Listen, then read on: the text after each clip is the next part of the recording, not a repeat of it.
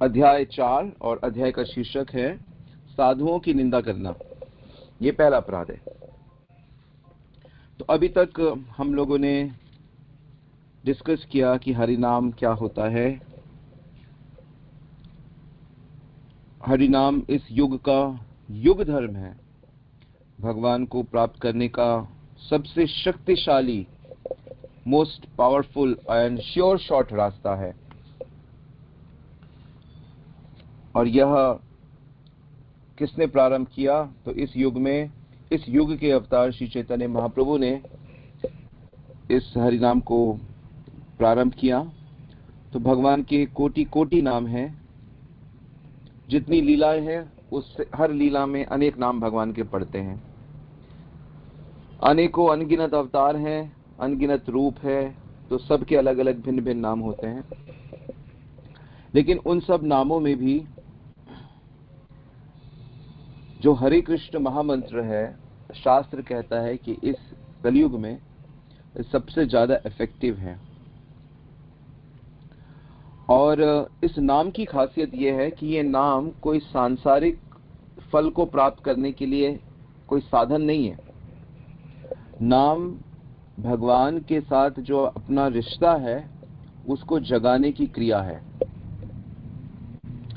नाम जब भक्ति का एक ऐसा अंग है कि भक्ति के किसी अंग में यदि कोई त्रुटि है तो वह नाम जप करने से पूर्ण हो जाती है। मतलब वो कमी जो आपसे हो गई, जो गलती हो गई, वह नाम जप करने से पूर्ण हो जाएगी। ये एक विलक्षण शक्ति भगवान के नाम में होती है। इस भगवान का नाम जप करके बड़े से बड़े पापी बड़ी आसानी से भगवान को प्राप्त कर लेते हैं, और जो पापी नहीं है उनके लिए तो कहना ही क्या, उनके लिए तो बड़ी आसानी होती है। यदि मनुष्य थोड़ी सावधानी से भगवान का नाम जप करता है तो वह बहुत शीघ्र ही भगवान को अपने भीतर, दूसरों के भीतर, घटनाओं में, दिशाओं में, सब जगह भगवान को अनुभव करने लगता है। वह सावधानी हमारे भीतर आए, इसलिए भक्ति विनोद ठाकुर हमें आगाह कर रहे हैं कि हम किन कारणों से इस धरातल को नहीं पकड़ पाते, मतलब हम लोग किस कारण से इस स्टेज तक नहीं पहुंच पाते, तो उन्हीं की वो चर्चा कर रहे हैं। तो इससे पहले उन्होंने दो धरातल बताए कि एक धरातल होता है जो सबसे बेसिक, जहां पे अपराध युक्त नाम होता है। दूसरा धरातल होता है जब अपराध बहुत नगण्य होते हैं लेकिन नाम जब परफेक्ट नहीं होता। इसको नामाभास कहते हैं, जिसकी हमने पीछे बहुत चर्चा करी। नामाभास जब से सब प्रकार के कष्ट मिट जाते हैं, परंतु वह भगवत प्रेम की प्राप्ति नहीं होती। तो उस भगवत प्रेम को प्राप्त करने के लिए शुद्ध नाम जप करना पड़ता है। तो उस शुद्ध नाम के विषय में जानेंगे, पर उससे पहले भक्त जब भगवान का नाम जप करता है तो वो उससे कुछ अपराध हो जाते हैं। वास्तव में जैसे ही भगवान का नाम किसी को मिले और वह नाम जप ठीक से करेगा तो उसकी दिनों दिन रुचि नाम में बढ़ती जाएगी। परंतु यदि भगवान का नाम जप करने में आलस आता है, या मन थकान महसूस करता है, या मन नहीं करता है जप करने का, इसका मतलब है कि नाम जप करते समय या जीवन को जीते समय कुछ गलतियां हो रही हैं, कुछ ऐसे काम हो रहे हैं जो नाम को प्रसन्न नहीं करते, जो भगवान को प्रसन्न नहीं करते। क्योंकि भगवान का नाम और भगवान एक ही हैं। जो नाम को प्रसन्न नहीं करते या जो भगवान को प्रसन्न नहीं करते, तो उन चीजों को हमें समझना है और उन चीजों को अपने जीवन में रोकना है कि ये नहीं करना हमको। तो ऐसी कौन सी चीजें हैं, उसकी चर्चा हम लोग अब यहां पर करेंगे। सताम निंदा नामनाम परम अपराधम वित्तनु यह ख्यातिम यातम कथम उसहते तद विघारम।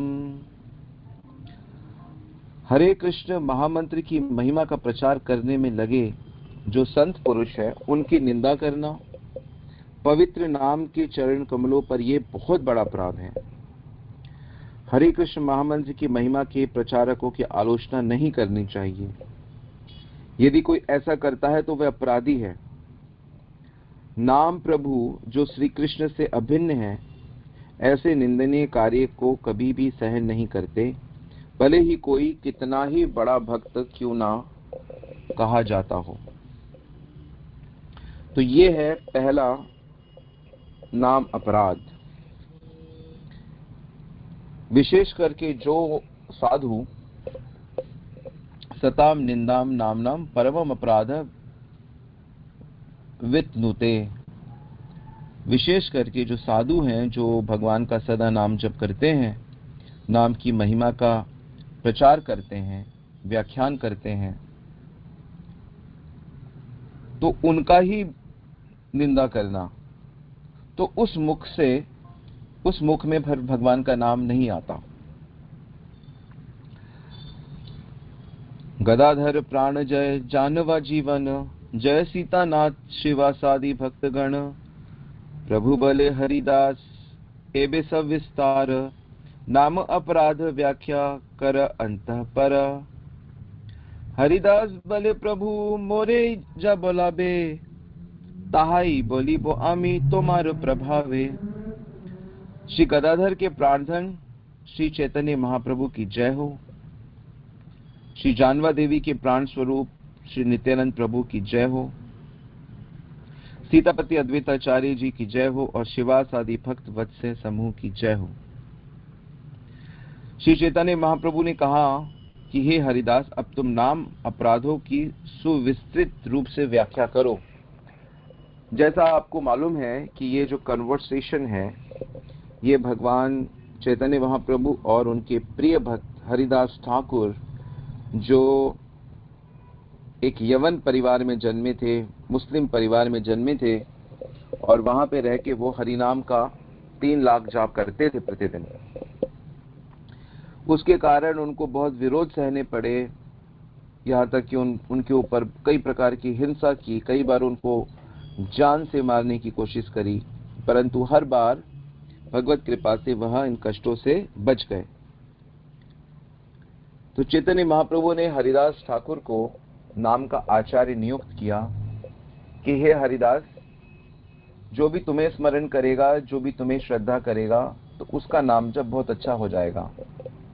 और नाम की महिमा जैसे तुम्हें ज्ञात है तो तुम उस नाम की महिमा का व्याख्यान करो। तो हरिदास ठाकुर, जिनको भगवान से इतना प्रेम है, जिनके सामने भगवान महाप्रभु के रूप में खड़े हैं, और हरिदास ठाकुर कौन है? वह ब्रह्मा जी के अंश हैं, या कह लीजिए वो ब्रह्मा जी ही हरिदास के रूप में जन्मे और गौरांग लीला में उन्होंने अनेक प्रकार की भक्ति की, गौरांग की सेवा करी। तो महाप्रभु कह रहे कि हे हरिदास, तुम अब नाम अपराध की व्याख्या करो। हरिदास ठाकुर ने कहा, प्रभु आपके प्रभाव से जो भी आप मुझसे बुलवाएंगे मैं वही कहूंगा। यानी हरिदास इस तथ्य को अच्छे से जानते हैं कि हमारे अंदर कोई शक्ति नहीं है, सभी शक्ति भगवान की होती है। तो प्रभु आप जो बुलवाओगे वही मैं बोलूंगा। हनुमान जी की भी जब भगवान राम ने बहुत प्रशंसा की है, हनुमान तुम्हारे बिना ये कैसे हो सकता था, तो हनुमान जी भी कहते हैं, प्रभु ये तो सब आप ही की प्रेरणा है, आप जितना बल देते हो उसी से सब हो जाता है। तो भगवान का इस स्वभाव है कि वह बीच बीच में चेक करते रहते हैं, कहीं मेरे भक्त के अंदर अहंकार तो नहीं आ रहा। अहंकार आने से भक्त का के स्वभाव का जो मिठास है, अहंकार प्रेम को ढक देता है, और अहंकार के कारण हम लोग प्रेम का आस्वादन नहीं कर सकते, हम उस सुख का आस्वादन नहीं कर सकते। इसलिए भगवान को अपने भक्तों के अंदर अहंकार बिल्कुल भी रोचक नहीं लगता। तो हरिदास ठाकुर व्याख्या करते हैं कि 10 प्रकार के नाम अपराध कौन से हैं। तो हरिदास बताते हैं, नाम अपराध 10 विधा शास्त्रे कहे, से अपराधे मोर बड़ो है भय। कि शास्त्रों में 10 प्रकार के अपराधों का वर्णन किया गया है और इन सब अपराधों से मुझे तो बहुत भय लगता है। तो इन अपराधों से भय लगना चाहिए। सज्जन पुरुष पाप करने से भय खाते हैं कि कहीं मुझसे कुछ गलत ना हो जाए। वैसे वे अभय होते हैं, निडर होते हैं, लेकिन गलत काम करने को से वह भय भीत रहते हैं। एक एक करी आमी बोलिब सकल, अपराधे बांची जते देहे मोर बल। कि मैं एक एक करके इन सभी अपराधों का वर्णन करता हूं। हे प्रभु, आप इन अपराधों से बचने की शक्ति मुझे दीजिए। और साथ साथ ये भी कह रहे हैं कि आप मुझ पे कृपा करें, मुझ पे ऐसा बना दे कि मैं ये अपराध ना करूं, इनसे बच जाऊं। ऐसी मानसिकता मेरे अंदर कभी भी ना आए। तो हम लोग चर्चा क्या कर रहे हैं, जो लोग लेट सुन रहे हैं, लेट ज्वाइन किया जिन्होंने, हम चर्चा कर रहे हैं, हरिदास ठाकुर बता रहे हैं कि नाम जप करते समय जो 10 प्रकार के अपराध होती है। नाम जप करते समय मतलब जिस समय आप नाम जप कर रहे हैं उस समय नहीं, मतलब आपके जीवन में नाम जप आ गया है। जैसे आप लोग प्रतिदिन हरि कृष्ण महामंत्र का जप करते हो, तो जो भी एक माला भी जप कर रहा है वो नाम जप कर रहा है। तो जो भी नाम जप कर रहे हैं वो जिसका लक्ष्य है कि भगवत प्रेम मिले, तो अपने पूरे 24 आवर्स में हमसे ये 10 प्रकार के नाम अपराध हो सकते हैं। इनसे हमें सावधानी से बचना चाहिए। आइए हम इन 10 को पढ़ते हैं और रोज हरे कृष्णा में जो दीक्षित भक्त हैं, विशेषकर जिनकी दीक्षा हो गई है या जो आगे दीक्षा लेना चाहते हैं गुरु परंपरा में, तो हम लोग सुबह रोज मंगल आरती करने के बाद, चैतन्य महाप्रभु का शिक्षाष्टकम पढ़ने के बाद हम ये 10 नाम अपराध बोलते हैं, ताकि हमको ये स्मरण रहे। क्योंकि भगवान का प्रेम प्राप्ति में अगर कुछ बाधक है तो वो ये बाधक है। ये 10 चीजें हमारे और भगवान के प्रेम के बीच में आ रही हैं। बाकी भक्त लोग तो 4 नियम का पालन करके प्रैक्टिकली 99% पापों से बच ही जाते हैं। 4 नियम आपको पता ही है, बेसिक। पहला, किसी प्रकार का नशा नहीं करना। तो किसी प्रकार का नशा नहीं करेगा तो चेतना वैसे ही अच्छी रहेगी, सहनशीलता रहेगी। किसी प्रकार का जुआ नहीं खेलना, तो जुआ नहीं खेलेगा तो धन की कभी कमी नहीं होगी मनुष्य को। जो लोग जुआ खेलते हैं, सट्टा लगाते हैं, लोभी होते हैं, उनको धन की कमी हो जाती है। फिर मांसाहार नहीं करना, तो मांसाहार नहीं करेगा तो जीवन में वैसे ही हिंसा नहीं रहेगी, दया रहेगी, कंपैशन रहेगा। तो ये सब गुण रहने से परिवार में, मोहल्ले में व्यक्ति का स्वभाव बहुत निर्मल हो जाता है।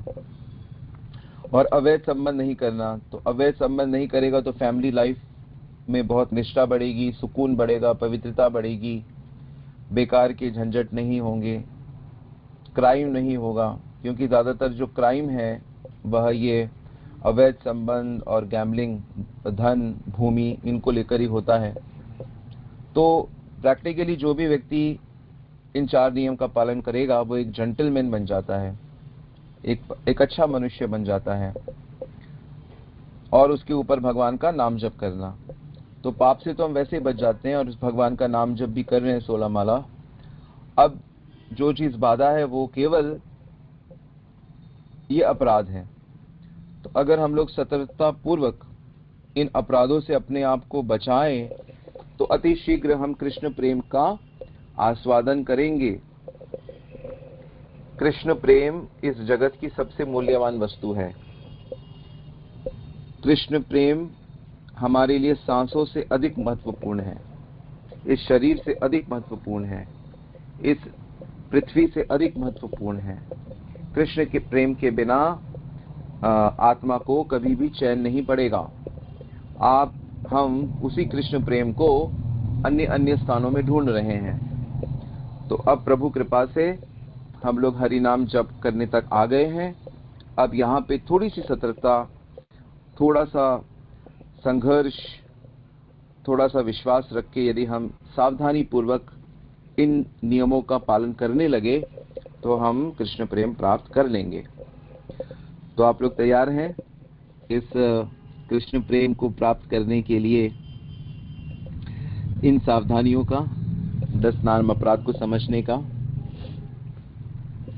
तो जैसा बताया कि पहला नाम अपराध है साधु निंदा, अन्य देवे स्वतंत्र मनन, नाम तत्व गुरु आर शास्त्र विनिंदन। वैसे तो मैं आपको अभी 10 नाम अपराध के विषय में बताऊंगा, लेकिन उससे पहले एक और बड़ी अच्छी बात समझिए कि ये एक्चुअली में नाम अपराध होता क्या है। देखिए, भगवान जो है वह एक परफेक्ट पर्सनालिटी है। तो भगवान का एक नाम है, अनेक नाम है, पर हम मानते हैं कि चलो उनका एक नाम है श्री कृष्ण या श्री राम। तो भगवान और भगवान का नाम है, भगवान और भगवान की रहने की जगह है, धाम है, भगवान और भगवान के भक्त हैं, भगवान और भक्त, भक्त वत्सल्य भगवान, भगवान और भगवान की पर्सनालिटी है, उनका रूप है, भगवान और भगवान के गुण हैं। भगवान के अंदर कई कई गुण हैं, दीन दयाल हैं, भक्त वत्सल्य हैं, वीर हैं, दानी हैं, कृपालु हैं, अनंत गुण हैं उनके अंदर। भगवान और भगवान की बहुत बहुत लीलाएं हैं, भगवान और भगवान के बहुत बहुत अवतार हैं, भगवान और भगवान के बहुत बहुत विग्रह हैं, मूर्ति रूप से जो 8 प्रकार के रूप भगवान धारण करते हैं ताकि हम उनको देख सकें। काष्ठ यानी लकड़ी में भगवान प्रकट होते हैं, पत्थर में, मणियों में, तो 8 प्रकार से उनका मूर्ति बनाया जाता है, उसको विग्रह कहते हैं, जिसमें पत्थर और धातुओं की विग्रह अपने घरों में या मंदिरों में स्थापित करने चाहिए। तो ये जो भगवान का नाम, रूप, गुण, लीला, उनके भक्त, संत, उनके विग्रह, इनमें किसी को भी बड़ा छोटा मानना एक्चुअली में नाम अपराध होता है। तो भगवान से कनेक्टेड जो भी चीजें होती हैं उनमें तारतम्य करना कि ये नंबर 1, ये नंबर 2, ये नंबर 3 है, ये बड़ा है, ये छोटा है, तो इनके नामों में इस प्रकार ऊपर नीचे करने से नाम अपराध हो जाता है। ये मोटा मोटा ये अंडरस्टैंडिंग है नाम अपराध की, पर उसको और अगर हम डिटेल में देखें ताकि हमारे लिए इजी हो जाए थोड़ा, तो जैसे पहला पॉइंट है कि भगवान और भगवान के भक्त, भगवान के भक्त और भगवान एक ही जैसे होते हैं, भगवान ही अपने भक्तों के रूप में प्रकट होते हैं। कहते हैं ना, गुरु गोविंद दोनों खड़े काके लागू पाऊं, कि गुरु और गोविंद तो दोनों खड़े हैं, क्यों? दोनों ही बराबर हैं वास्तव में। गुरु ही भगवान की करुणा के स्वरूप होते हैं। भगवान की करुणा जिनके अंदर पूरी तरह से व्याप्त हो जाती है, तो वही गुरु की पदवी में भगवान उनको ले आते हैं। तो भगवान वैष्णवों के माध्यम से अपनी करुणा को चारों तरफ बिखेरते हैं, परोसते हैं। तो पहला क्या है? उनकी निंदा करना, यानी कि साधु की निंदा करना पहला अपराध है। दूसरा अपराध क्या है? कि शिव, ब्रह्मा आदि जितने भी देवता हैं उनको भगवान नाम के बराबर मानना या उनसे अलग समझना, यानी कि जो भी शिव, ब्रह्मा आदि देव हैं उनको भगवान के बराबर समझना या उनसे अलग समझना, स्वतंत्र समझना, क्योंकि वह भगवान के ही सर्कल में, परिवार में आते हैं, तो उनसे स्वतंत्र समझना, ये दूसरा अपराध है। तीसरा अपराध होता है गुरु की अवज्ञा करना अथवा उन्हें एक साधारण मनुष्य समझना, ये तीसरा अपराध है। चौथा अपराध है जितने भी वैदिक शास्त्र और ग्रंथ हैं, जितने भी प्रमाण आदि होते हैं, उनको खंडन करना, उनको नहीं मानना। विशेष करके पुराण, उपनिषद, वेदांत, रामायण, महाभारत, भागवत, ये जो मुख्य मुख्य वैदिक शास्त्र हैं, वेद, 4 वेद, इनको नहीं मानना, इनका खंडन करना, तर्क से, वितर्क से, कुतर्क से इनका खंडन करना। पांचवा जो नाम अपराध है वह है हरे कृष्ण महामंत्र के जप की महिमा को काल्पनिक समझना, कि जैसे नाम जप के विषय में बताया जाता है कि कोई पशु पक्षी भी यदि हरे कृष्ण सुन ले तो वह सीधा मनुष्य योनि को प्राप्त होता है। यदि कोई एक बार भी ठीक से भगवान का नाम ले ले तो नाम सभी पापों को हटा देता है, जला देता है उनके फलों को। तो इस प्रकार उसको महिमा को, इससे शास्त्रों में जो भगवान नाम की अद्भुत महिमा गाई गई है उसको समझना कि ये कल्पना है, ये कोई रियलिटी है नहीं, इमेजिनरी है, यह बस साधुओं के दिमाग की उपज है। असल में ऐसा नहीं, ऐसा थोड़ी होता है। ये पांचवा अपराध है। छठा अपराध है कि भगवान नाम में अर्थवाद को आरोप करना, यानी भगवान के नाम की मनगढ़ंत व्याख्या करना। इसको डिटेल में बाद में समझेंगे। सातवां है नाम के बल पे पाप करना, मतलब कि कोई पाप कर लिया और कहा कि चलो अब भगवान का नाम थोड़ा बैठ के जप लेते हैं तो हमारा वो बैलेंस हो जाएगा। इस मेंटालिटी के साथ नाम को ही पाप के साथ जोड़ देना, तो ये सातवां नाम अपराध है। आठवां है हरे कृष्ण महामंत्र के जप को वेदों में बताया गया एक शुभ सकाम कर्म समझना या कर्म कांड के समान समझना।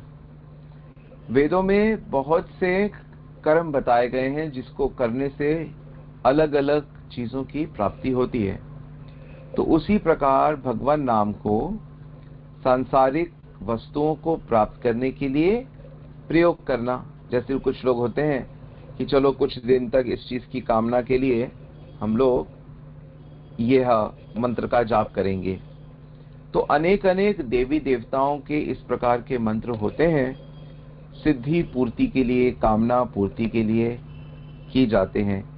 लेकिन उसको, उन मंत्रों को आप भगवान के मंत्र नाम से कंपेयर नहीं कर सकते कि भगवान का नाम भी कुछ ऐसा ही है जैसे कि अनेक अनेक मंत्र हैं, इंद्र का, वरुण का, चंद्र का, गणपति का, महादेव का, ब्रह्मा का, शिव का, अग्नि का, सरस्वती का। तो ऐसे ऐसे भगवान का नाम भी ऐसे ही है। तो चलो इसको भी ऐसे ही करके कुछ स्पेसिफिक फल को प्राप्त करें। तो ये भी नाम अपराध है, आठवां। नवां नाम अपराध होता है कि जो अश्रद्धालु जन हैं, जिनकी भगवान में श्रद्धा नहीं है, भगवान नाम में श्रद्धा नहीं है, उनको भगवान नाम का उपदेश करना, उनको जबरदस्ती भगवान के नाम की महिमा बताना। उनको वो अपद्वेषी व्यक्ति है। तो ऐसे भगवान का नाम अगर आप इनकी ग्लोरीज ऐसे लोगों को बताओगे तो भी आपका नाम अपराध बन पड़ेगा, तो भी आपसे भगवान नाम रुष्ट हो जाएगा। कहने का मतलब ये है कि हर किसी को भगवत नाम की महिमा नहीं बतानी चाहिए, क्योंकि भगवत नाम से वह अगर द्वेष करेगा तो वो भगवान नाम से दूर चला जाएगा। इसलिए एक समझदार व्यक्ति को मनुष्यों को पहले अनुकूल करके फिर उन्हें भगवान की महिमा का विशेष रूप से उपदेश करना चाहिए। 10वां नाम अपराध है भगवान के नाम में के जप में विश्वास न होना और इतनी महिमा सुनने पर भी भौतिक आसक्तियां बना के रखना। तो मैं और मेरा की भावना कहने का अर्थ है, जो 10वां अपराध है कि मैं और मेरा की भावना को बना के रखना, भौतिक आसक्तियां बना के रखना। तो इस प्रकार हरिदास ठाकुर बताते हैं कि ये 10 नाम अपराध है। मैं इसको एक बार उनकी शब्दों में गा देता हूं। साधु निंदा अन्य देव स्वातंत्र्य मनन, नाम तत्व गुरु आर शास्त्र विनिंदन, हरि नामे अर्थवाद कल्पित मनन, नाम बले पाप श्रद्धाहीन नामर्पण, अन्य शुभ कर्मेर समान कृष्ण नाम, एकथा बलिले अपराध अविश्राम, नाम ते अनवधान है अपराध, ताहा के पुराण करता बले न प्रमाद, नामेर महात्म्य जाने तबु नाही भजे, अहम मम आसक्ति ते संसारे ते मजे। तो अहम और मम, मैं और मेरा की जो भावना है, इस भावना में भी जिसके अंदर रहती है, तो उससे भी समझो कि नाम अपराध हो रहा है। अब आइए हम चर्चा करते हैं पहले नाम अपराध की, और इससे हमें ये हेल्प मिलेगी कि हम काफी प्रगति करेंगे, पहला अपराध नहीं करेंगे। और ऐसा कहा जाता है कि पहला अपराध जीतने पे फिर दूसरा अपराध आता है, फिर दूसरा अपराध जीतने पे फिर तीसरा अपराध आता है, और तीसरा जीतोगे तो चौथा आएगा, चौथा जीतोगे तो पांचवा। इस प्रकार ये क्रमिक है। तो ऐसा मैंने कई वैष्णवों को बोलते सुना है, परंतु हमें सावधानी से 10 अपराधों से बचना है। साधु निंदा प्रथम अपराध बलि जानी, ए अपराध जीवेर है सर्वहानि। हरिदास ठाकुर कहते हैं कि मैं भक्त की निंदा को प्रथम अपराध के रूप में जानता हूं। इस अपराध के फलस्वरूप जीव को नुकसान स्वीकार करना पड़ता है।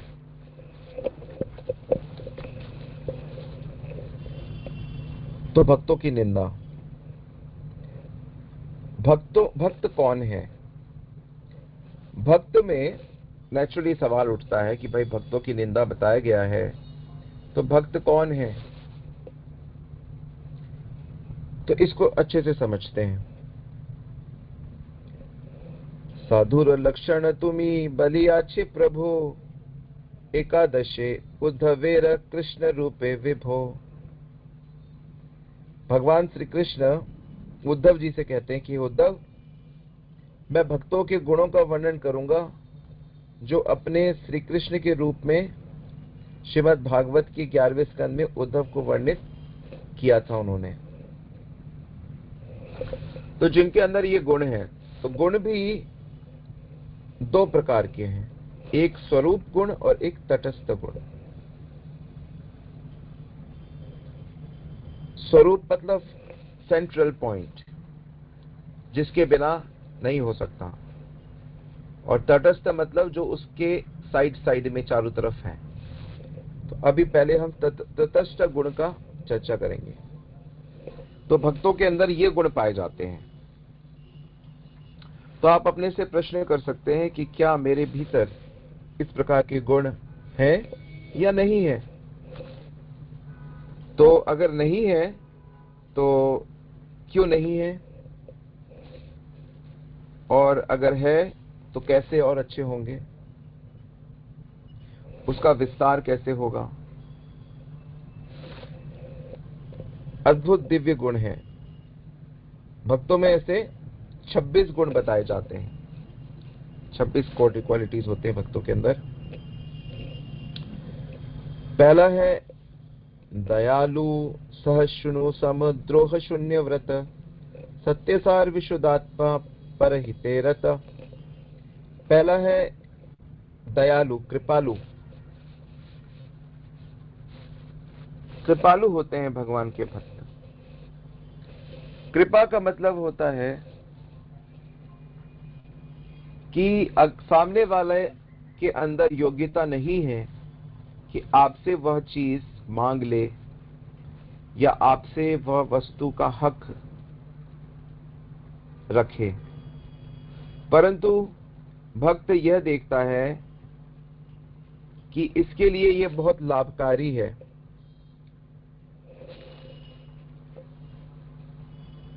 अपनी तरफ से ही जाके उसको वो प्रोवाइड कर देता है, उसके कष्ट को, उसकी परेशानी को भांप लेता है। पर दुख दुखी, ये भक्तों का पहला क्वालिटी बताया गया है। वैष्णव जन तो तेने कहिए जे, पीर पराई जाने रे। वैष्णव जन तो तेने कहिए जे, पीर पराई जाने रे। श्री नरसिंह मेहता जी के द्वारा लिखा गया यह सुंदर भजन। नरसिंह मेहता शुद्ध भक्त भगवान के, वो भगवान का शुद्ध नाम जप करते थे। तो ये इस भजन में वह वैष्णव के मुख्य मुख्य गुण बताते हैं, तटस्थ गुण बताते हैं। और महात्मा गांधी इस भजन को बहुत बहुत प्रेम करते थे। तो गांधी जी भी वास्तव में वैष्णव हैं, उनके अंदर भी बहुत डिवाइन गुण पाए गए हैं, तो वो इस भजन को बहुत पसंद करते थे। लेकिन गांधी जी की वैष्णवता के विषय में हमें ज्यादा पता नहीं है, उनके पॉलिटिकल चीज ही ज्यादा फेमस है। पर गांधी जी का भी भगवान के नाम में बहुत विश्वास था और बहुत नाम जप भी करते थे वो।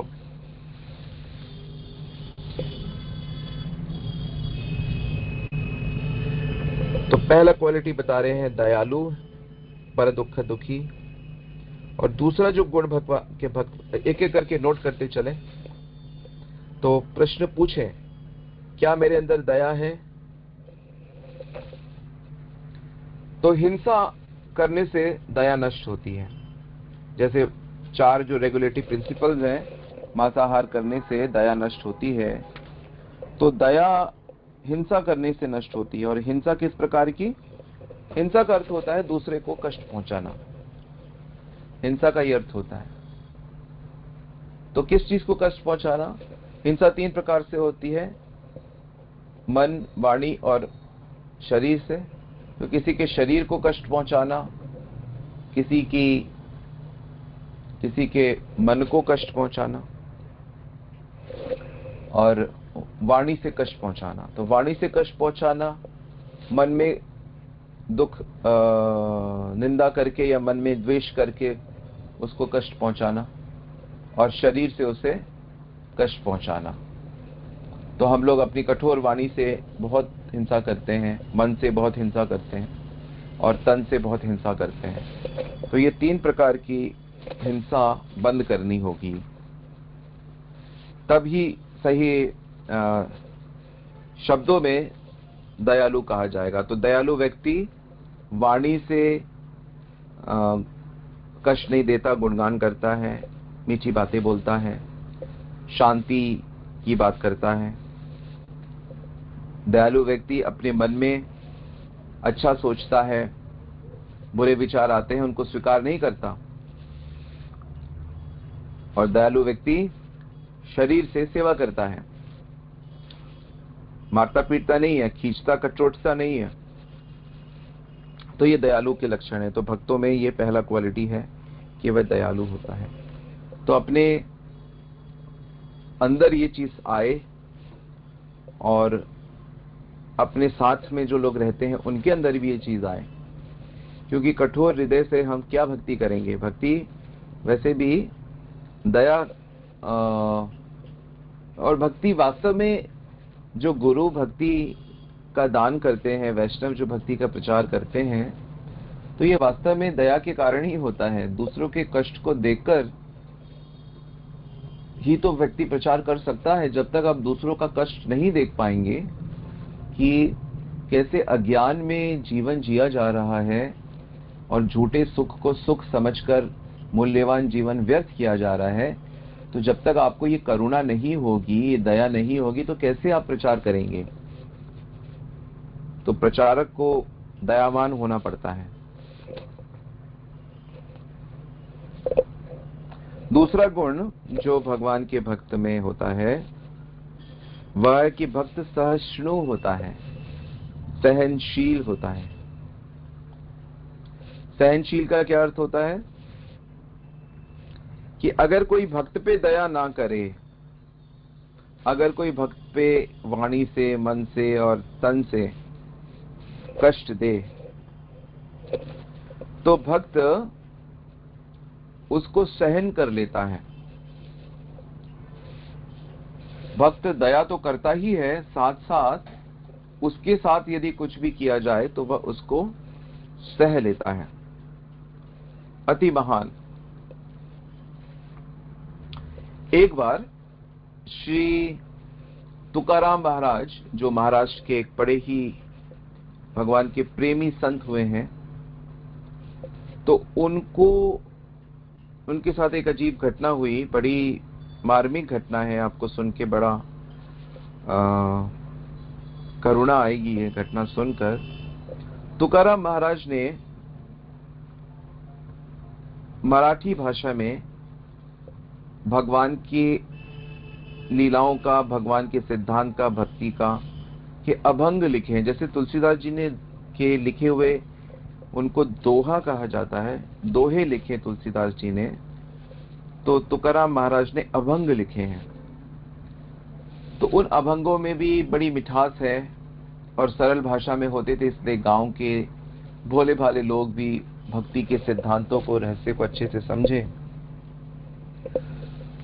तो जब तुलसीदास जी उनका रात को, शाम को पाठ किया करते थे मंदिर में, तो बहुत से लोग आकर्षित होते थे, और जब वो आकर्षित होते तो ऐसे धीरे धीरे भीड़ बढ़ती जाती है, और दूसरे दूसरे कई ब्राह्मणों के शिष्य भी तुलसीदास जी के इन मधुर शिक्षाओं से बड़े प्रभावित होते, उनके अभंगों की वाहवाकार करते, जय जयकार करते। तो स्वाभाविक है कि जिन लोगों को भक्ति का मर्म नहीं पता, वे बड़ी आसानी से माया के वशीभूत हो जाते हैं।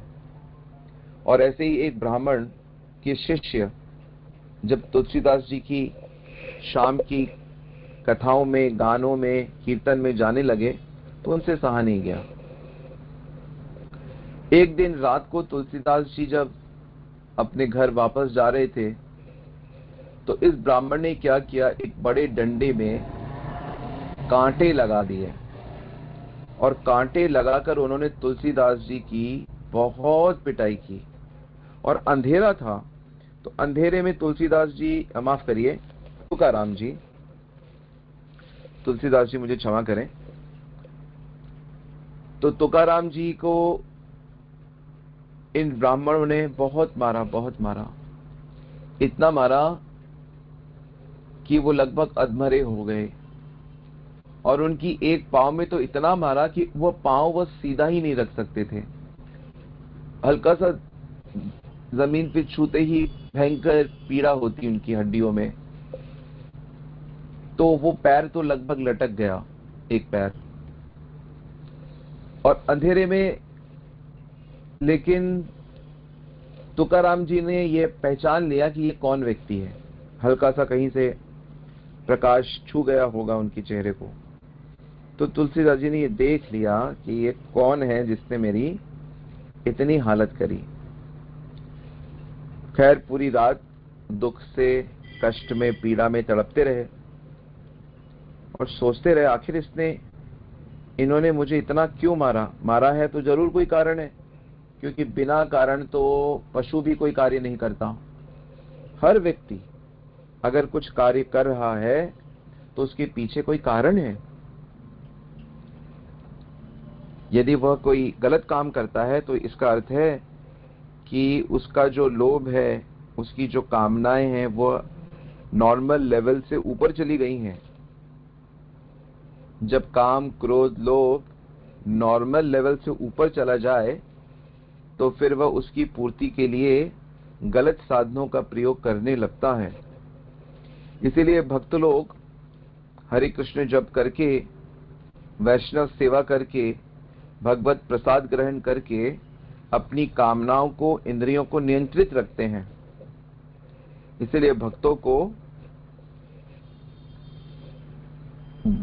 गोस्वामी कहते हैं या गृहस्थ कहते हैं। जो शादीशुदा हैं, फैमिली है, उनको गृहस्थ कहते हैं। गृहस्थ का अर्थ होता है एक ऐसी दंपत्ति जो अपनी सेंसेस को कंट्रोल में रखकर अपना जीवन यापन करते हैं। और जो लोग अनरिस्ट्रिक्टेडली, बिना किसी नियम के चलते हैं और भोगों में लगे रहते हैं, तो उन्हें गृहस्थ की उपाधि ना देकर शास्त्र उनको कहता है गृह मेधी। ये गृह मेधी है जो केवल अपनी इंद्रियों की तुष्टि के लिए जीते हैं। खैर, जो भी हो, इस प्रकार रात भर विचार करने पे उसी स्थान पे पड़े रहे, क्योंकि और कुछ कर भी नहीं सकते थे और कोई ऐसा उजाला तो था नहीं कि कोई उनको देख ले। कोई उनको आया भी नहीं उनके पास। पर रेंगते रेंगते तुकाराम जी सुबह सुबह उनके घर पहुंच गए, जिन ब्राह्मण ने उनकी ऐसी हालत करी थी। और इस प्रकार उनके घर पहुंच के उन्होंने कैसे भी करके किवाड़ खटखटाया और उस ब्राह्मण ने दरवाजा खोला और देखता है कि नीचे तुकाराम जी गिरे पड़े हैं और तुकाराम जी ने उनके पैर पकड़ लिए। खड़े तो वैसे भी वो नहीं हो पा रहे थे। उनके पैर पकड़कर फूट फूट के रोने लगे और तुकाराम जी ने अपने आंसुओं से उस ब्राह्मण के लगभग पैर धो दिए थे। ऐसा उनको अंदर से पश्चाताप हो रहा था तुकाराम जी को। तो पहले तो ब्राह्मण को कुछ समझ नहीं आया कि ये क्या हो रहा है, कि मैंने इसकी इतनी पिटाई करी और ये मेरे ही घर आ गया और आके भी मेरे पैर पकड़ रहा है। तुकाराम जी ने कहा कि हे ब्राह्मण देवता, आपने कल मेरे को मारा, ठीक किया, क्योंकि जरूर मेरे अंदर कोई ऐसा दोष है जो इतना गंदा है जिसने आपको इतनी पीड़ा दी कि आप मजबूर हो गए मुझे मारने के लिए। तो कृपा करके मुझे बताइए मेरा वो दोष क्या है, क्योंकि रात भर मैं सोचता रहा कि मैंने ऐसा कौन सा काम किया है जिसके कारण आपको इतना दुख हुआ, इतना कष्ट हुआ। तो यदि आप मुझे वह बता देंगे तो मैं उसको फिर दोहराऊंगा नहीं, फिर मैं उसको दोबारा से नहीं करूंगा, ताकि आपको इतना कष्ट ना हो, इतनी पीड़ा ना हो। तो इस प्रकार जब तुकाराम महाराज ने ये बात कही, उनके शुद्ध हृदय से, शुद्ध भाव से जब ये बात उसके कानों में गई ब्राह्मण के, तो ब्राह्मण का वज्र जैसा जो हृदय है, वज्र के समान जो ब्राह्मण का हृदय है, वह एकदम मोम की तरह पिघल गया और एकदम स्वच्छ हो गया। जैसे शरदकालीन, शरद में मौसम में जब आता है, ठंडी में जैसे नदियां बिल्कुल साफ हो जाती हैं, सरोवर बिल्कुल साफ हो जाते हैं, एकदम क्रिस्टल क्लियर, तो ठीक ऐसे ही उसका हृदय एकदम साफ हो गया। उसके हृदय की जो भी मैली चट्टानें थी वो सब टूट के एकदम बह गई तुकाराम जी के स्पर्श से, उनके आंसुओं से। और यह ब्राह्मण भी रोने लगा। इनके भी आंखों से बिल्कुल धारावत जल बहने लगा, आंसू बहने लगे। और कहते भी हैं ये कि आंसू ऐसे होते हैं जो दिल का मैल धो देते हैं। ये बड़ी प्रचलित बात है। जब वाकई इमोशंस जागते हैं तो मनुष्य को पश्चाताप जब होता है और वह पश्चाताप में जब रोता है तो उसके हृदय का मैल इन आंसुओं के माध्यम से बह जाता है। तो तुकाराम जी की इस घटना से वह ब्राह्मण एकदम शुद्ध हो गया और वह फिर तुकाराम जी के पैरों में गिर गया और उसने बताया कि मेरे अंदर क्या दोष था और कृपया आप मुझे क्षमा करें, आपने मेरा इलाज कर दिया, आपने मुझे ठीक कर दिया। और फिर उस दिन के बाद से वह ब्राह्मण भी तुकाराम जी का भक्त बन गया। तो वास्तव में प्रेम की विजय हुई, और प्रेम की विजय सदा रहती है। और हम इतने सालों के बाद भी, आज लगभग 500 साल के बाद भी इस घटना को याद कर रहे हैं। ये तुकाराम जी की सहनशीलता है, सहिष्णुता है। तो भक्त जो होता है वो सहन करता है, क्योंकि भक्त अच्छे से जानता है कि घटनाएं भगवान के नियंत्रण में रहती है। इसलिए भक्त का ये ऐसा स्वभाव बन जाता है कि वह अपने कहीं पे भी दूसरों के दोषों को नहीं देख पाता। हालांकि ये बहुत उच्च स्थिति है, लेकिन वह अपने दोष को ढूंढता है कि आखिर मेरे अंदर क्या कमी है, मेरे अंदर क्या कमी है, मेरे अंदर क्या कमी है। तो इस घटना से हम सीख सकते हैं कि कैसे यह सहिष्णुता का गुण भरा पड़ा है। ऐसे ही आप किसी भी भक्त का जीवन चरित्र जब देखेंगे तो आप देखेंगे कि उनके अंदर कितनी दया है, कितनी सहनशील होते हैं वो। तो इसीलिए भक्तों को हमें जानबूझकर कभी कभी कुछ तप करना चाहिए। जैसे हमने अभी गोवर्धन परिक्रमा की, तो गोवर्धन परिक्रमा में हमने कुछ कष्ट सहा, और उस कष्ट से हमारी सहनशीलता बढ़ती है। क्योंकि जब तक फिजिकल कष्टों को नहीं सहोगे तो मानसिक कष्टों को सहना बहुत मुश्किल होगा। गीता में श्री कृष्ण बात करते हैं फिजिकल और मानसिक को सहने की। सुख दुख सम सीरा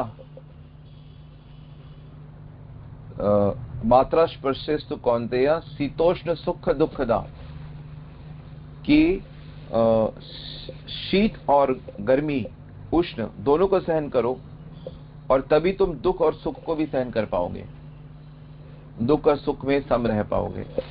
तो फिजिकल को सहने से हमारे अंदर मेंटल ग्रिट हमारी पावरफुल होती है, मानसिक। तो इस चीज को अच्छे से समझे। इसलिए बच्चों से बहुत फिजिकल वर्क कराना चाहिए। इसलिए इनके लिए खेलना, फुटबॉल क्रिकेट खेलना, फिजिकल दौड़ना भागना, इस प्रकार के गेम्स खेलना, और घर के कुछ काम करना, मेहनत का काम करना, सामान सफाई एंड दिस दैट। स्कूलों में भी जैसे बच्चों से हमारे टाइम पे तो बहुत हम लोग भी फिजिकल वर्क कराते थे। तो ये बहुत आवश्यक है कि हम लोग फिजिकल वर्क करते रहें, ताकि हमारे अंदर कष्टों को सहने की ताकत आए। हमेशा नरम गद्दों में नहीं सोना चाहिए। जैसे कार्तिक के महीने में जो भक्त हैं वो लोग तपस्या का व्रत लेते हैं कि हम पूरा महीना हम नीचे सोएंगे और चटाई में सोएंगे, कड़क उस पे सोएंगे।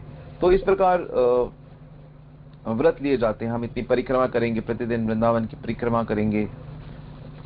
तो इस प्रकार का तप आवश्यक है, क्योंकि आप समझ गए ना ये क्यों आवश्यक है, ताकि हमारे अंदर सहिष्णुता आए। और वास्तव में जो व्यक्ति सहनशील बन जाता है तो वो व्यक्ति काफी दुखों को जीत लेता है। अन्यथा जो लोग सहनशील नहीं होते वो तो क्षण क्षण में क्रोधित होते हैं, क्षण क्षण में जलते हैं, तपते हैं, कूड़ते हैं। उनको ना ठीक से नींद आती है, ना वो ठीक से चैन से बैठ सकते हैं, हमेशा परेशान होते रहते हैं। तो सहनशीलता एक डिवाइन गुण है।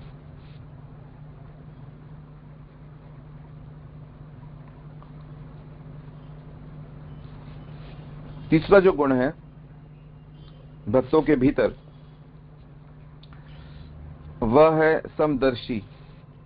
अब वास्तव में मुझे बड़ा आनंद आ रहा है ये भक्तों के गुणों की चर्चा करके, क्योंकि वाकई ये सब भगवान के ही गुण हैं।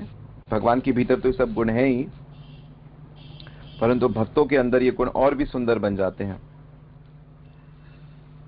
तीसरा गुण है, यहां बताया गया है समदर्शी। सम होते हैं भक्तों में तेरा मेरा का भाव नहीं होता। भक्त सबके प्रति समान भाव रखते हैं। समान भाव का अर्थ है कि भेदभाव नहीं करते, दया करने में भेदभाव नहीं करते, कुछ चीज बांटने में भेदभाव नहीं करते, क्योंकि सबके भीतर वो भगवान को देख लेते हैं। अपनत्व की भावना होती है। वास्तव में बड़ा डिवाइन गुण है। और संसार में जितने भी कष्ट हैं, झगड़ा है, बवाल है, वह तेरा मेरा का चक्कर है। ये मेरा है, वह तेरा है। तो मेरा है वो मुझे ज्यादा मिले, और तेरा है तुझे कम मिले। नरसिंह मेहता के भजन में भी यह लाइन आती है, समदृष्टि ने तृष्णा त्यागी, पर स्त्री जेने मात रे, वैष्णव जन तो तेने कहीजे, पीर पराई जाने रे। तो समता, अनुकूल स्थिति, प्रतिकूल स्थिति, समता। किसी ने अपमान किया, मान दिया, दोनों के प्रति प्रेम का व्यवहार।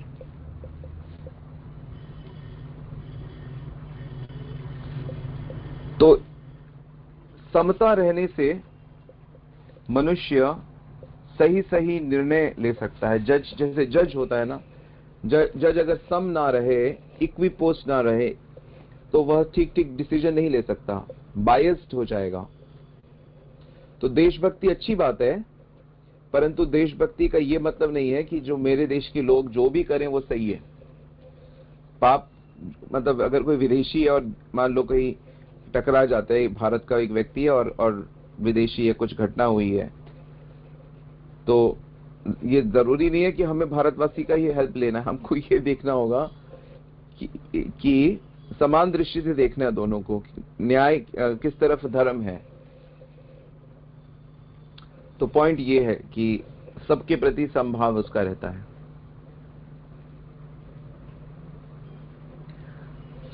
तो ऐसे तो बहुत घटनाएं हैं यहां पर, जैसे कि एक बार, मुझे ठीक ठीक नाम याद नहीं आ रहा है, पर आई थिंक विरोचन जो प्रहलाद के पुत्र थे, विरोचन के जो बेटे थे और एक ब्राह्मण कुमार, तो ये दोनों एक ही स्त्री से प्रेम करते थे। और एक विरोचन के जो पुत्र हैं वो राजा के बेटे हुए, और जो ब्राह्मण कुमार है वह एक नॉर्मल व्यक्ति थे। तो उनको ये निर्णय करना था कि इस कन्या का विवाह किसके साथ किया जाए। तो अब राजा के लिए बड़ा मुश्किल है, क्योंकि एक तरफ उनके पुत्र हैं और एक तरफ उनकी एक नॉर्मल ब्राह्मण है, और बीच में ये कन्या होती है।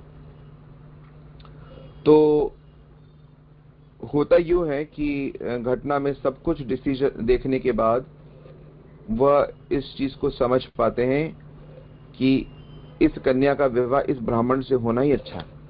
तो ये ऐसा निर्णय ले देते हैं। तो उस पर उनकी फिर प्रहलाद बहुत तारीफ करते हैं, बहुत अप्रिशिएट करते हैं अपने बेटे को, कि तुम एक राजा होकर भी तुमने इस सिचुएशन में इतनी समता दिखाई कि तुमने अपने इतने प्रिय पुत्र की साइड नहीं ली। तो आप कल्पना कर सकते हैं कि उस पुत्र का क्या हाल हुआ होगा जब उनके पिता ने उनके ही विरुद्ध निर्णय दे दिया। तो भक्तों में ये क्वालिटी बड़ी नॉर्मल होती है, नॉर्मल नहीं मतलब इनका गहना होता है, समता, सम होना।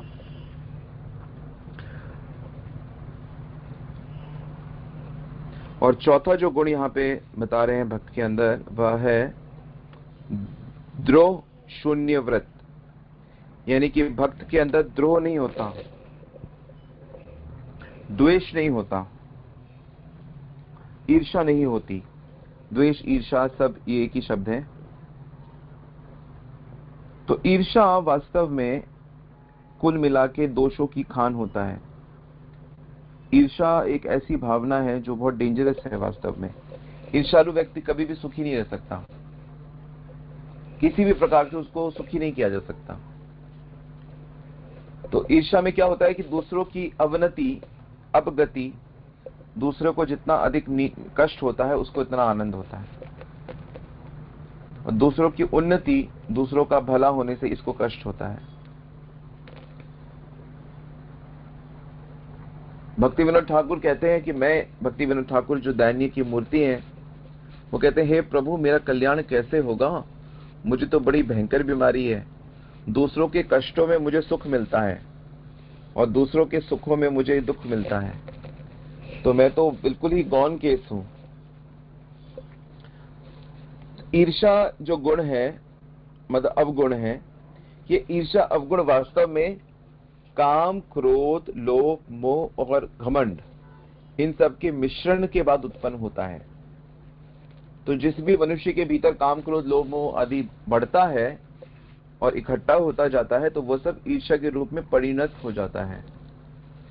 तो हम अपने अंदर देख सकते हैं कि ऐसा होता है अक्सर कि हमसे अच्छा कोई गाना गा रहा है, हमसे अच्छा कोई प्रवचन कर रहा है, हमसे अच्छा कोई धन बन रहा है, हमसे अच्छा किसी के फैमिली को राइज हो रहा है, तो हमें अपने भीतर एक अजीब सी भावना हमारे अंदर महसूस होती है। और कभी किसी का कुछ खराब हो जाए तो यदि अपने अंदर एक बड़प्पन की भावना पैदा हो, और तो ये बड़ी खिन्न अवस्था है, ये बड़ी अच्छी अवस्था नहीं है। तो इससे हमें सतर्क हो जाना चाहिए कि अरे हमारा क्या हाल हो रहा है। हालांकि जो भक्ति में आगे बढ़ रहा है, भगवान उसको ऐसी प्रेरणा देते हैं कि वह अपने इन दोषों को देख सके, खुद दोषों को देख सके। अपने दोषों को देखने का अर्थ यही होता है कि हम वाकई हम अपने अहंकार से लड़ रहे हैं, क्योंकि अहंकार हमें अपने दोषों को देखने की अनुमति नहीं देता। अहंकार अपने ही विरुद्ध गवाही नहीं देने देता। तो इसलिए ये जो द्रोह वाली भावना है, द्वेष की भावना है, तो इसको तो त्यागना ही पड़ेगा।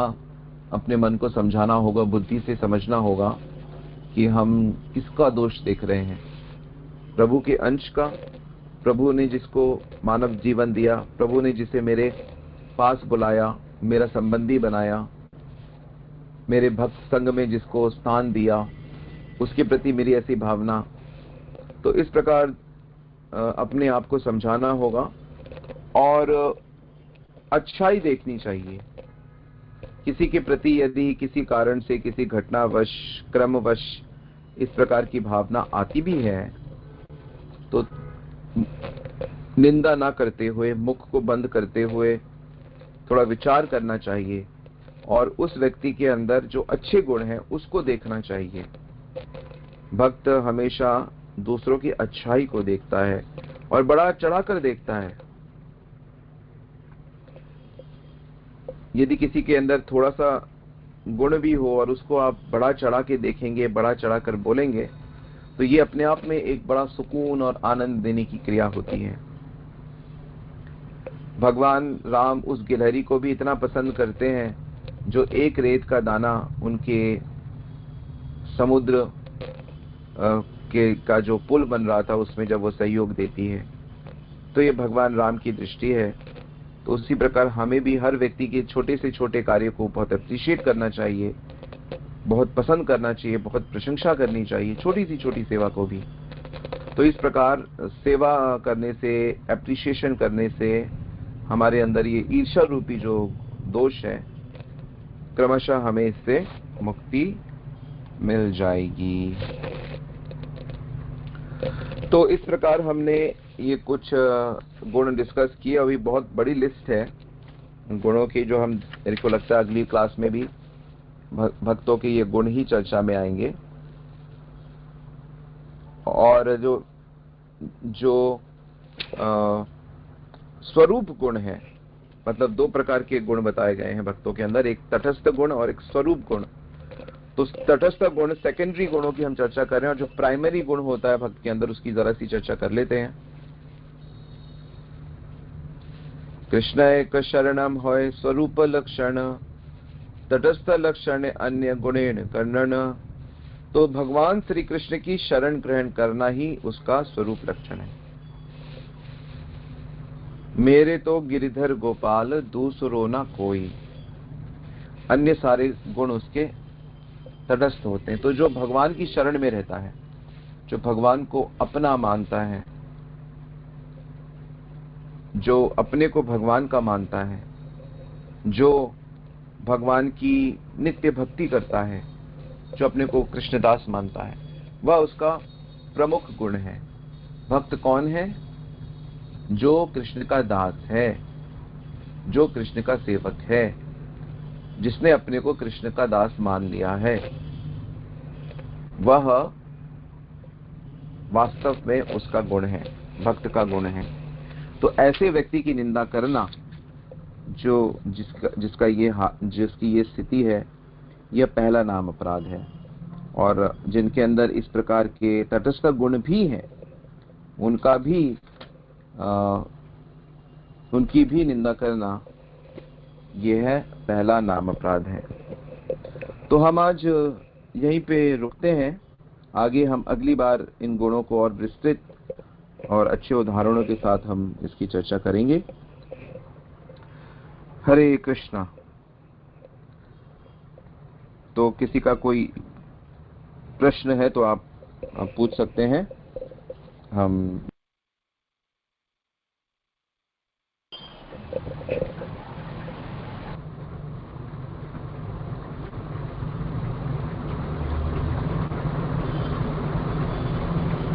हरि बोल। सो प्रश्न उत्तर सीरीज टाइम ऑन।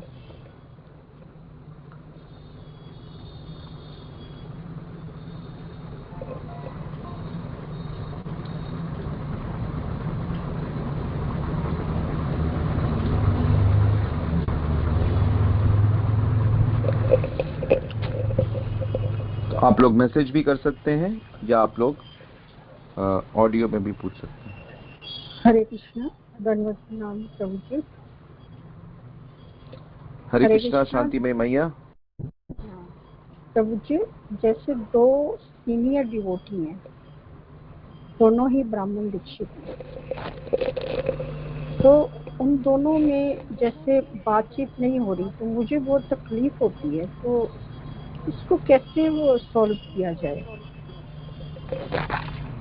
ओके, यदि दो सीनियर भक्त हैं जो काफी उन्नत हैं और वो आपस में बात नहीं करते, तो इसको आपको पहले तो ये से देखना चाहिए कि ये इनके कर्मों का कोई फल है जिसके कारण इनके अंदर ऐसा डिस्टेंस आ गया है।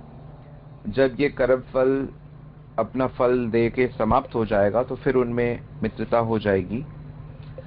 और अगर आप चाहते हो कि इसमें आप भी कुछ करो, तो सबसे पहले आपको ये देखना चाहिए कि क्या आप उस स्थिति में हो, क्या आप उस संबंध में हो जहां पे आप कुछ कर सकते हो। मतलब कि क्या वो आपसे छोटे हैं, क्या वो आपसे शिक्षा लेते हैं, क्या आपको अधिकार है उनको बताने का, समझाने का। क्योंकि वैष्णव क्षेत्र में हम हमेशा अपने उसको समझाते हैं जो हमसे शिक्षा लेते हैं। शिक्षा गुरु का कर्तव्य होता है अपने शिष्यों को समझाने का। ऑफ कोर्स दीक्षा गुरु तो है ही, लेकिन जनरली जो शिक्षा गाइड हैं, जिन्हें हम शिक्षा गुरु या काउंसलर या मेंटर या कुछ भी कह लेते हैं। परंतु यदि आप ऐसी स्थिति में नहीं है कि आप उनको समझा सकें, वो आपसे सीनियर हैं या बड़े हैं, तो आप उनके सीनियर जिनकी वो श्रद्धा करते हैं, जिनकी वो बात मानते हैं, उनसे रिक्वेस्ट कर सकते हैं कि ऐसे ऐसे मैंने देखा है, तो प्लीज आप उनकी हेल्प करिए। क्योंकि वाकई अगर कोई एक दूसरे से बात नहीं करता है तो दोनों के लिए ही बहुत दुखद परिस्थिति है और अपराध बनने की भी बड़े चांसेस इसमें होते हैं। और एक चीज जो आप कर सकती हैं, आप भगवान से प्रार्थना करिए कि हे प्रभु, आप इन वैष्णवों के प्रेम को रिजुवेनेट करिए, जागृत करिए, इनका मिलाप करिए। करके देखिए ऐसी प्रार्थना, बहुत आनंद आएगा, आपको भी आनंद आएगा। और आप भगवान की आपकी प्रार्थना कैसे भगवान स्वीकार करते हैं और कैसे चक्कर चलाते हैं, इस लीला को भी आप देख पाओगे। तो यही किया जा सकता है माता जी, अच्छे से प्रार्थना की जा सकती है। और यदि आप ऐसे भक्त को जानते हैं जो उनके सीनियर हैं, जिनकी वो रिस्पेक्ट करते हैं, तो उनसे भी प्रार्थना की जा सकती है। और उसके बीच में आप इस घटना की चर्चा दूसरों से ऑफ कोर्स आप नहीं करेंगी, ना करना चाहिए, ना ही नाम लेना चाहिए। इस प्रकार आप भी सुरक्षित रहेंगी और भक्ति में आगे बढ़ेंगी। ठीक है प्रभु जी, धन्यवाद। हरे कृष्ण। धन्यवाद। हरे कृष्ण।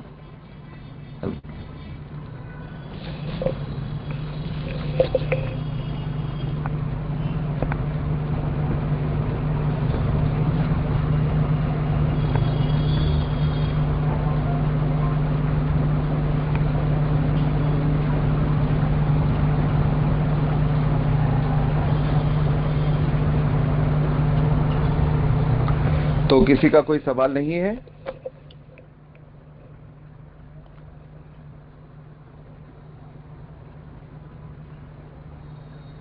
तो हम मैसेज में भी पूछ सकते हैं।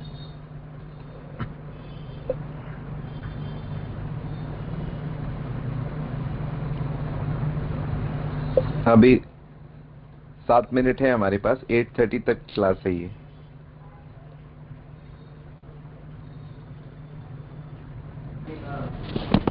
हरे कृष्णा, दंडवत प्रणाम स्वामी जी। दंडवत प्रणाम ममता जी।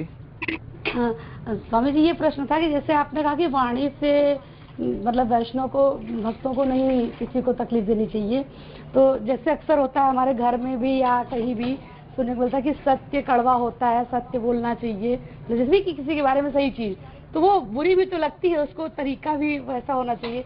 इसके बारे में स्वामी जी थोड़ा सा, जैसे हमारा बोलना होता है। मैं समझा नहीं, आप प्रश्न एक बार आराम से पूछिए। जैसे कि बोलते हैं कि वाणी से किसी को तकलीफ नहीं देनी चाहिए, तो नहीं देनी चाहिए। हाँ, तो जैसे कोई अक्सर लोग बोलते हैं ना कि बोल देते हैं और कहते हैं कि ये सत्य है, मतलब जैसे हमारी कोई कमी है और किसी ने सच बोला उस चीज को और बड़ा वैसा रूडली बोला, तो वो चीज क्या सही होता है कि सत्य बोल रहे हैं तो उसको भाई सुनने वाले को बुरा लगेगा ही, तो उसको कैसे, मतलब जैसे अक्सर होता है ऐसा कि हम तो सच बोल रहे हैं, तुम्हें तो बुरा लगेगा ही, कड़वा होता है। बिल्कुल सही कहा आपने। हाँ, हाँ, हाँ। तो नहीं, ये बिल्कुल भी सही नहीं है।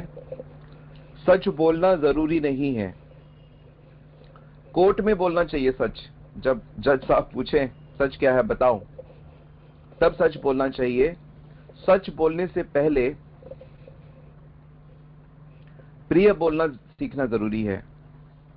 सत्यम वदम, उसके साथ में ही लगा दिया है नीतिकारों ने, प्रियम वदम, कि सत्य आपको इस तरह से बोलना है कि वो सुनने में भी प्रिय लगे।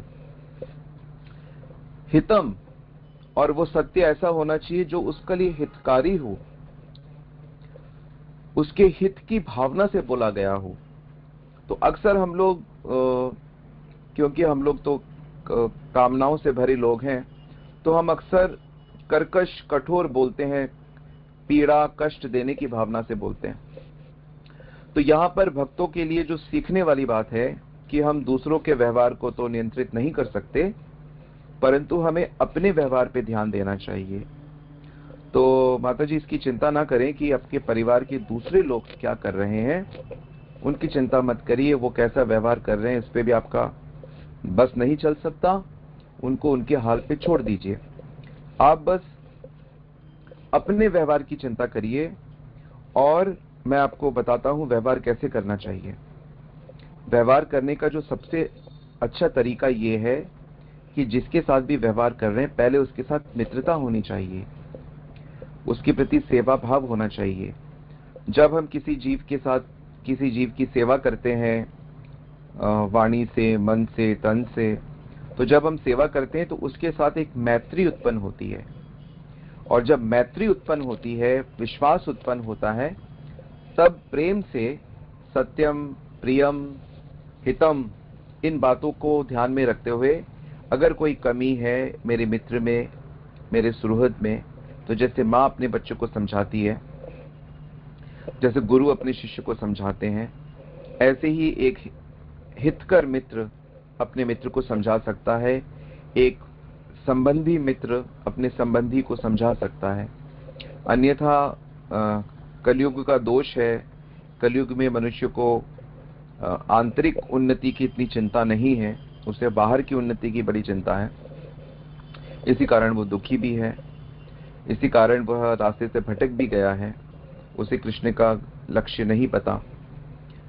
तो इस बात का ध्यान रखें ममता जी, अपने उसको ठीक रखें।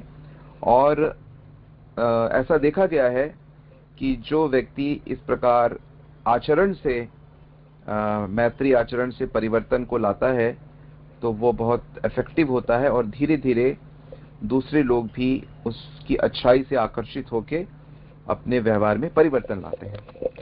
इसमें कई मुनियों का उदाहरण आता है कि कई मुनियों का व्यवहार इतना अच्छा होता था कि उनके आश्रम के भीतर जो खूंखार पशु पक्षी हैं उनमें भी आपसी वैर मिटा के वो लोग प्रेम से रहते थे। तो ऐसे वशिष्ठ मुनि, अगस्त मुनि और ऐसे कई कई मुनियों का नाम आता है। तो हमें भी आज से ही क्या, हमेशा भक्तों को इस प्रेम में पहले मित्रता करनी चाहिए, कॉन्फिडेंस जीतना चाहिए, और उसके बाद फिर प्रेम पूर्वक, प्रार्थना पूर्वक सजेशन देना चाहिए। ये एक्चुअली में सजेशन देने की कला होती है, सही तरीका होता है। ठीक है माता जी? जी स्वामी जी, धन्यवाद स्वामी, धन्यवाद, प्रणाम। हरे कृष्ण। हाँ, स्वामी जी एक था और कि जैसे पहले होता था कि कोई कुछ भी कभी कभी होता है, अब तो हमको जब से आप लोग आपके साथ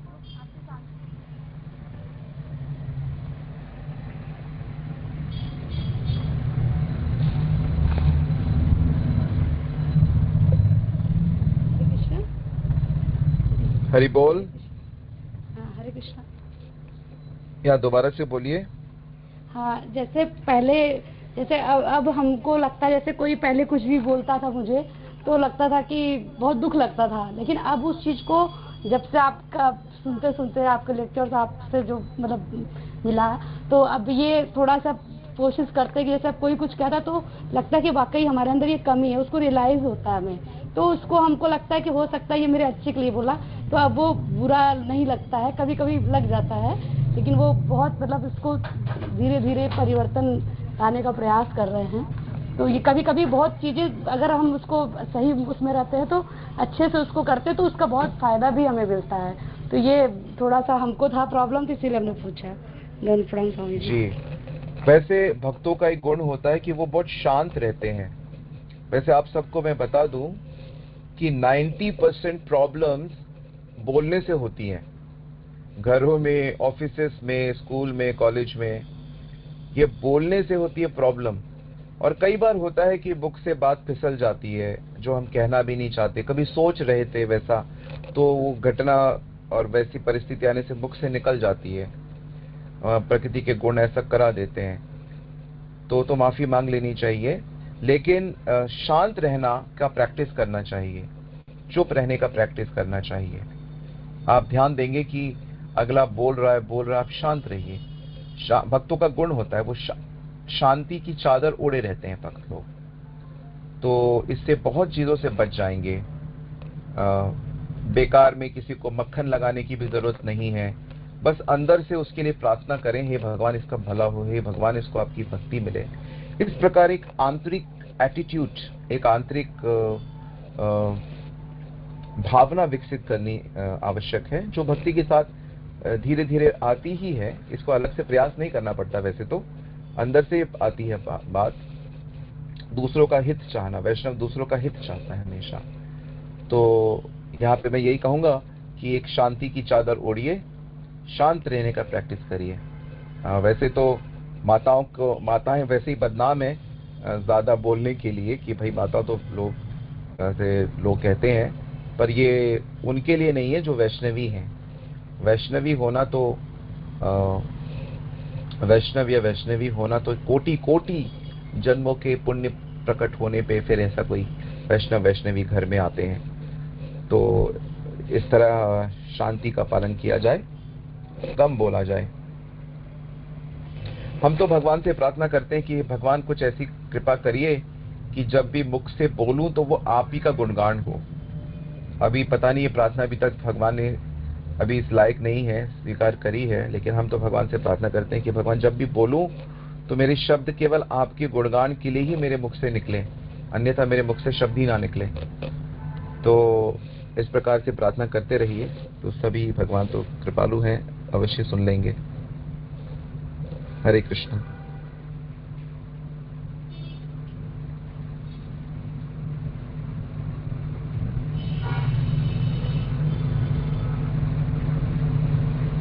गोविंद प्रभु का प्रश्न है, मैंने यहाँ देखा, कहते हैं हम वैष्णव गुणों को कैसे विकसित कर सकते हैं?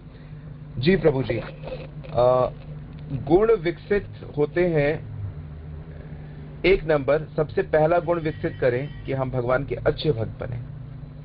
सबसे पहला गुण, शास्त्र कहता है कि भगवत भक्ति का गुण आने से ये सारे गुण स्वतः प्रकट हो जाते हैं। देवताओं के ये सारे गुण हैं, तो देवताओं के ये गुण अपने आप प्रकट होते हैं यदि कोई भगवान की अच्छे से भक्ति करे। दूसरा जो तरीका है इन गुणों को विकसित करने का, ऑफकोर्स पहला नहीं करेंगे तो दूसरा आप करने का भी कोई लाभ नहीं, ज्यादा पहले पे फोकस करें। और दूसरे का ये है कि यदि हम इन अच्छे गुणों का चिंतन करेंगे, यदि हम इन अच्छे गुणों को भक्तों के पर्सनालिटी में पहचानेंगे और उसको अप्रिशिएट करेंगे, तो ये गुण आपके घर में भी जगह बना लेंगे, ये गुण आपके हृदय में भी जगह बना लेंगे। तो एप्रिसिएशन, पसंद करना, लाइक करना, ग्लोरीफाई करना, उसका गुणगान करेंगे, उनके धैर्य का, जो भी गुण आप अप्रिशिएट करते हो उस गुण का गुणगान करेंगे, उस भक्त का गुणगान करेंगे, तो वह गुण फिर आपके भीतर भी आ जाएगा। तो इस प्रकार गोविंद प्रभु इस गुण को हम विकसित कर सकते हैं।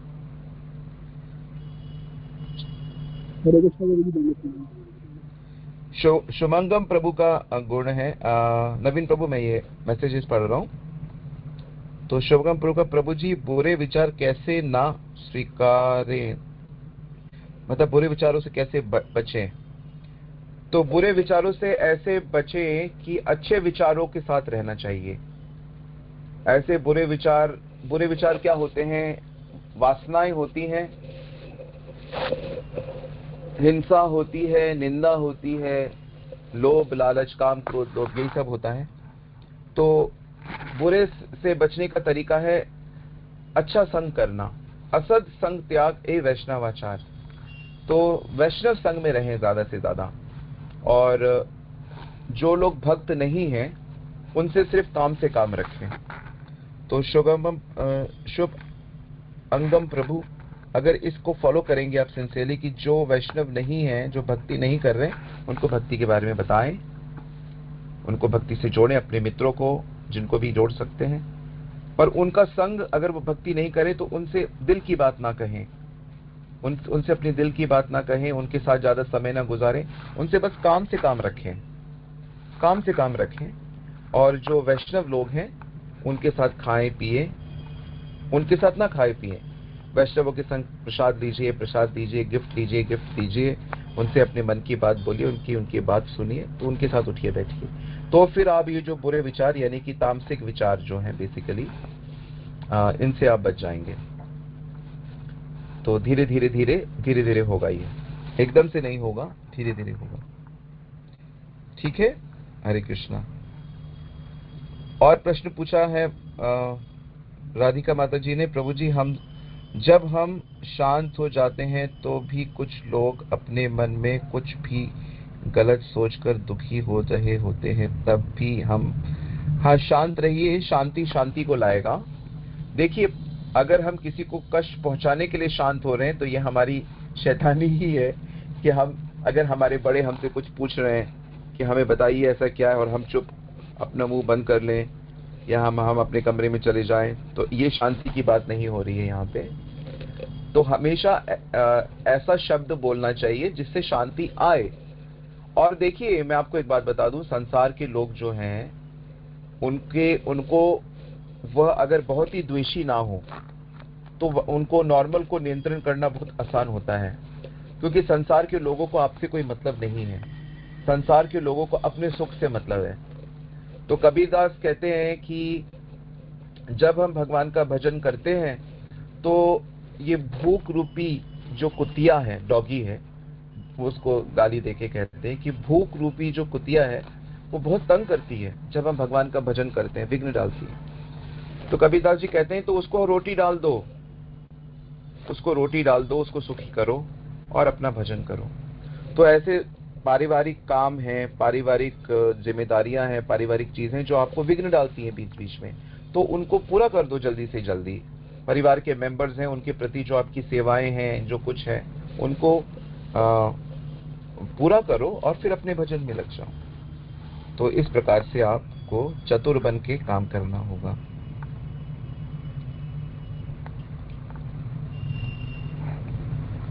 और यदि कोई और भी फिर भी आपको लगता है कि नहीं हो रहा, मुझसे नहीं हो रहा या इनसे नहीं हो रहा, तो फिर तो हमारे पास एक ही उपाय रह जाता है कि भगवान के चरणों में गिर जाएं और उनसे प्रार्थना करें कि हे भगवान कृपा करो, उन पे कृपा करो, हम पे कृपा करो कि हम इस तरह के दिखावटी संबंध में ना रहें, हम प्रेममयी संबंध में रहें। हे भगवान से विशेष प्रार्थना करनी चाहिए।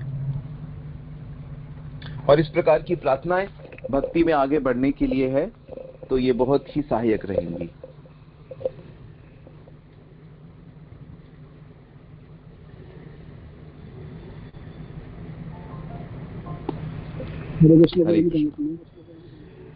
दलवत राम नवीन प्रभु जी। प्रभु जी, मेरा क्वेश्चन ये था कि जैसे कोई वरिष्ठ वैष्णव है और हमें लग रहा है कि मतलब हमारे अंदर फीलिंग आ रही है कि शायद ये गलत कुछ हो रहा है, मगर हम उनसे शेयर कैसे कर सकते हैं क्योंकि वो तो वरिष्ठ हैं, हम उनको मतलब हाँ, वहाँ पे हमारा अधिकार नहीं है। बहुत अच्छा सवाल पूछा आपने। वहाँ पे हमारा अधिकार नहीं है। अगर कोई वरिष्ठ बहुत ही गलत कर रहा है, आप उसको बस चुप रहिए, उसे भगवान पे छोड़ दीजिए, आप उसके बीच में मत जाइए। अगर वो आपकी भक्ति को डिस्टर्ब कर रहा है तो आप उनके जो सीनियर हैं, जैसा अभी पहले थोड़ी देर पहले बताया, तो उनसे जाके रिक्वेस्ट कर सकते हैं या उनको कोई चिट्ठी डाल सकते हैं। अगर आप नहीं चाहते कि उनको पता लगे कि कौन बोल रहा है, तो बेनामी चिट्ठी या किसी के थ्रू चिट्ठी लिख दीजिए, इस तरह से आप बताइए। लेकिन उसमें आप इन्वॉल्व मत होइए, उनको समझाने मत जाइए, बताने मत जाइए, इससे चीजें और बिगड़ जाएंगी आपकी। तो वैष्णव सदाचार में इस चीज का ध्यान रखना चाहिए कि समझाया बताया उसी को जाता है जो आपसे सीखना चाहता है, जानना चाहता है, तभी ये बातें होती हैं। आप हरि बोल, क्या मैं अपनी बात कह पाया? प्रभु जी, अगर मतलब अगर वास्तव में ऐसा है कि ये गलत है ये काम, और हम इसको फिर रोकें कैसे? हम उसको रोके कैसे फिर, अगर हमारा मतलब? हाँ, मैं बता रहा हूँ रोकने का तरीका। रोकने की जरूरत नहीं है आपको उनके सीनियर को बताना पड़ेगा, जो उनके गाइड हैं, जो उनके गुरु हैं, जो उनके वो हैं, उनको बताना पड़ेगा आपको, तब ये बात बनेगी। क्योंकि यदि आप उनको बताओगे तो वो उसको स्वीकार नहीं करेंगे, पहली बात। दूसरी बात, वो आपसे उलझेंगे और हो सकता है कि वो आपके साथ बैर मान लें, तो चीजें ऐसे बहुत बिगड़ सकती हैं। तो भक्त के लिए यही होता है कि ऐसे व्यक्तियों से दूर रहना चाहिए, उनसे डिस्टेंस में रहना चाहिए और उनको सुधारने की हमारी वो है, हमारा अधिकार नहीं है उनको सुधारने का। मुश्किल ये है कि हम लोग समाज में रहते हैं, तो कई बार हम चीजें देखते हैं और हमें लगता है कि नहीं, ये हमारा काम है इसको सुधारना, हमारा। वास्तव में ऐसा नहीं है सुधारने का। वैष्णव इसमें सुधारने का काम गुरु का होता है और जिनके वो शरणागत होते हैं उनका होता है। बाकियों के लिए ये कहा गया है कि जो द्वेषी हैं या जो असत्संगी हैं या स्त्री लंपट हैं या सदाचारी नहीं है या कई प्रकार के दोष अगर किसी में दिखाई देते हैं, तो सबसे अच्छा यही है कि उनसे दूर रहना चाहिए और उनको उनके हाल पे छोड़ देना चाहिए। तो अगर उनके सीनियर या गुरु के कांटेक्ट में आप हैं तो उनसे प्रार्थना करनी चाहिए, या बेनामी चिट्ठी से आप उनको इन्फॉर्म कर सकते हैं, पर उसमें डायरेक्टली इन्वॉल्व नहीं होना चाहिए। क्योंकि हमारा जो मेन लक्ष्य है वह है कि हम अपनी चेतना को उन्नत करें, हम अपनी भक्ति को ठीक करें, हम अपनी भक्ति की रक्षा करें। तो ये सबसे इम्पोर्टेंट है। हरि बोल। हाँ, ये बहुत ही पावरफुल राय है वैष्णव सदाचार की। इससे आप बहुत ही अच्छे से प्रगति कर सकेंगे। अन्यथा जैसे हम एक बड़े समाज में रहते हैं, हरे कृष्ण आंदोलन एक बड़ा समाज है और अब हमारा सिंपल लिविंग भी धीरे धीरे बड़ा हो रहा है, तो इसमें ऐसे बहुत से चीजें आप देखेंगे जो आपको अच्छी नहीं लगेंगी, या आपको लगेगा कि मेरे हिसाब से ऐसा होना चाहिए, वैसा होना चाहिए। तो ये सब चीजें तो आती रहेंगी, क्योंकि भिन्न भिन्न लोग हैं, भिन्न भिन्न स्वभाव है। लेकिन इसके बीच में ही हमको यह सीखना पड़ेगा कि हमें कैसे अपनी भक्ति की सुरक्षा करनी है, क्योंकि हमारी जैसे जैसे चेतना उन्नत होगी तो हम उन कमियों के ऊपर हम देख सकते हैं। जैसे हमारे बच्चों के अंदर यदि कुछ कमी होती भी है तो माता पिता होने के कारण हम उन कमियों के ऊपर से देखते हैं, अपने बच्चों को प्रेम करते हैं और फिर उनको समय देते हैं कि वो उन अपनी कमियों को सुधारें या उन पे विजय प्राप्त करें। तो इस प्रकार का वात्सल्यमय, प्रेममय, मैत्रीमय व्यवहार सीखने की जरूरत है। हरे कृष्ण।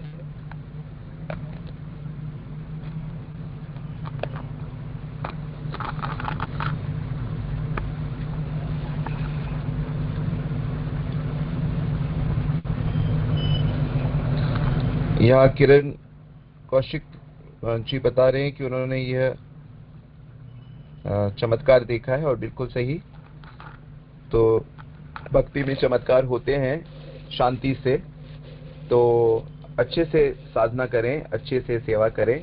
और वैसे भी जिन जिन लोगों ने लेवल 1 कर लिया है उन सब के लिए मैं ये बता रहा हूँ कि अभी लेवल 1 की जो नियम है वो पालन नहीं हो से, तो अगले 3-4 महीने हम इसी पे फोकस करेंगे कि हम एक माला एक भक्त को दें।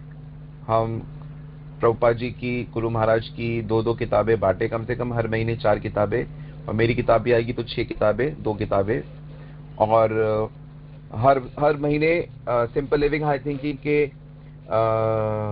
अकाउंट में कुछ न कुछ लक्ष्मी डोनेट कर सकते हैं, क्योंकि संस्था को आगे बढ़ना है, कल्चरल सेंटर्स बनाने हैं और बहुत से बड़े बड़े काम करने हैं। तो जितना भी योग्यता है प्रेम से उतना कुछ कंट्रीब्यूट करें। और साधना चार्ट जिनके पास नहीं है वह अपने गाइड से या मुझसे कांटेक्ट करें, तो उनको साधना चार्ट में भेज दूंगा। तो आपको प्रतिदिन साधना चार्ट भरना चाहिए, जो बहुत ही सिंपल है और उसको भरने में आपको बहुत आनंद भी आएगा। और आप कनिका से कांटेक्ट कर सकते हैं, वो भी फॉर्म आपको भेज देगी। तो ये 4 काम आपको करने हैं। 4-6 किताबें बांटनी है, हर महीने एक व्यक्ति को माला से जोड़ना है, एक माला से, और फिर उसको लेवल 1 करवाना है। और हर महीने संस्था में कुछ न कुछ लक्ष्मी सेवा करनी चाहिए और आपको साधना चार्ट भरना चाहिए। साधना चार्ट भरने से आपकी माला, आपकी रीडिंग, हियरिंग, सब चीजें अपने आप अलाइंड हो जाएंगी, मतलब वो अपने लेवल पे आ जाएंगी। तो प्लीज इसका पालन करिए और हम लोग सब मिलकर एक सुंदर आध्यात्मिक समाज का निर्माण कर सकते हैं, भगवान को प्रसन्न कर सकते हैं। हरे कृष्ण। और जिन्होंने लेवल 1 नहीं किया है वो अभी कर लें इस ग्रुप में से, ताकि वो भी आगे बढ़े। हरि बोल।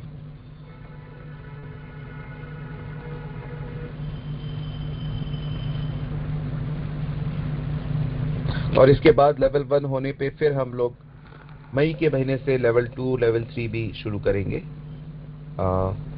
तो बहुत आनंद रहेगा।